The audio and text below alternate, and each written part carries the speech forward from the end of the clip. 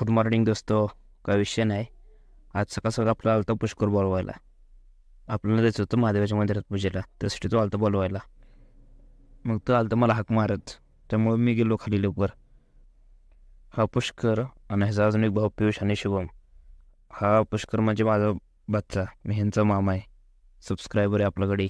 नंतर गेलो आम्ही बोळी मंदिरात. कौश वाजवलं डोल. कौश ऐकते वे. पुष्कर म्हणतो नको वाजव, तरी वाजवायला लागला. काढ म्हणते व्हिडिओ.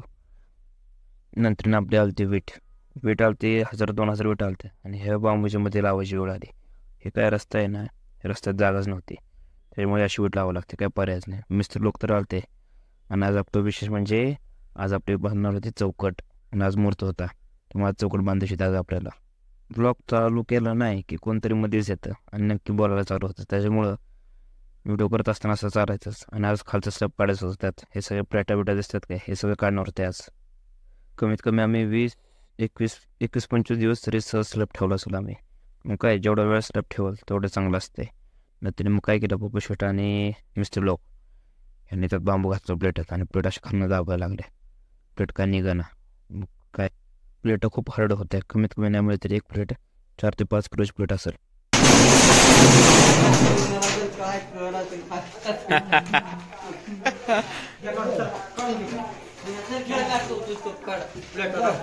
नुकतंच नवीन प्लेट होत्या आणि आपल्या स्लॅबला वापरलं होत्या, त्याच्यामुळे स्लॅब एकदम खट निघाला होता. खाणं स्लॅब हा असा वाला राहतो. एकानं अशी 4-5 प्लेटा राहिल्या होत्या. नंतर स्लॅब उचलायला लगेच चालू गेलं होतं खालच्या खाली. हे बघ, हे असं सगळं असते. हे निम्म इकडं स्लॅब राहिलं होता वरचा. हे आमची पिताश्री. परत आलं होतं आपलं अल्ट्राटेक सिमेंट. 20 पोती मागवले होते. बांधकाम अल्ट्राटेक वापरत होतं. स्लॅबला SCC कॉन्क्रीट प्लस 1 नंबर. ही मिस्त्री, हे आमची 2 पोरं मित्र झाले आपले. तारावरचं तारा.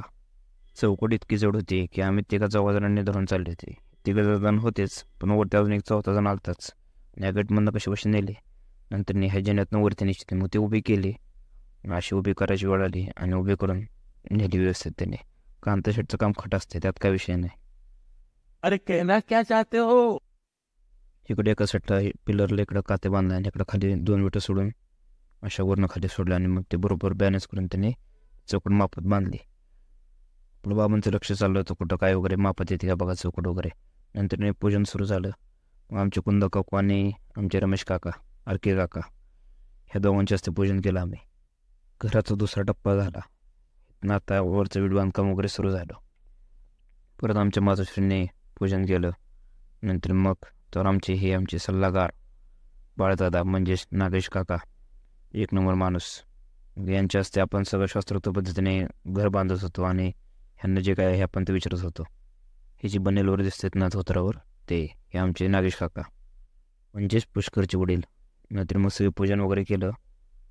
सगळ्यांना खोबरं खडेस वगैरे वाटले, सगळ्यांना नाम मोडला, प्रार्थना देवा, असं सगळं लवकर होते काम.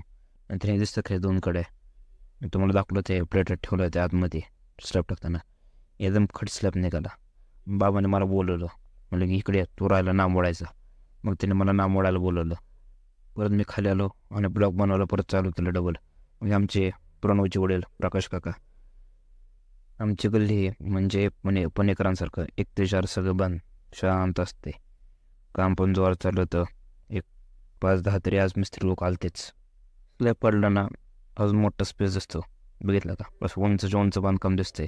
आणि इथं जागा सापडली आता ह्या लोकांना, इथं खडी वीट वगैरे टाकायला. हे बघा, इथं कसं काढणं होतं आणि इकडून वरती टाकणं चाललं होतं त्यांचं. आणि इथं खाली पप्पू शेट पिलर बांधत होते वरच्या स्लॅबसाठी. पप्पू शेटचं चालू होतं शेअर मार्केटचं, बघितलं का, याचं तुम्हाला दाखवतं 1 मिनिट. हे बघा, हे असं शेअर मार्केट चाललं होतं. हे आपलं पलीकडचं काळा शेटवाला मजनू आहे आणि हे आमचे चाचा. काय म्हणत, सगळ्यांचं काम खट होतं, कोणी दिलं नव्हतं कामाला. फक्त मिस्टर लोकांच्या मागं लय लागायचं नाही, नाहीतर काही जण काय करतायत, असं करा तसं करा लय. आणि तुम्ही काय करताय, तुम्ही लाईक करा, सबस्क्राईब करा. खूप मेहनत लागते व्हिडिओ बनवायला. बाय.